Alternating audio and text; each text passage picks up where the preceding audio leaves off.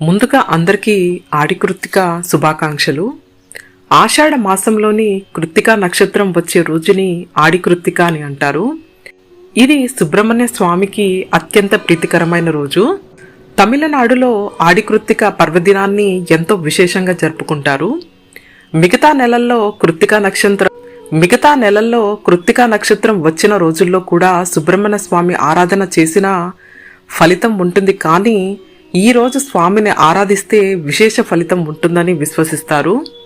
ఈ రోజున సూర్యోదయానికి ముందే నిద్రలేచి శుచి అయి పూజా మందిరాన్ని శుభ్రం చేసుకుని చలిమిడితో ప్రమిద చేసి అందులో ఆవునేతితో 3 ఒత్తులు వేసి దీపం వెలిగించి ఈ దీపాన్ని శివుడు, పార్వతీదేవి, వినాయకుడు, సుబ్రహ్మణ్యం ఉన్న చిత్రపటం ముందు వెలిగించి చిమ్మిలి, పచ్చిపాలు, వడపప్పు, అరటిపండ్లు, తాంబూలం ఇవన్నీ నివేదించి సుబ్రహ్మణ్య స్తోత్రాన్ని, సుబ్రహ్మణ్య జన్మ వృత్తాంతం చదువుకొని సాయంత్రం వరకు ఉపవాసం ఉండి సాయంత్రం నక్షత్ర దర్శనం చేసుకుని ప్రసాదంగా చిమ్మిలి, వడపప్పు, అరటిపండ్లని స్వీకరిస్తారు.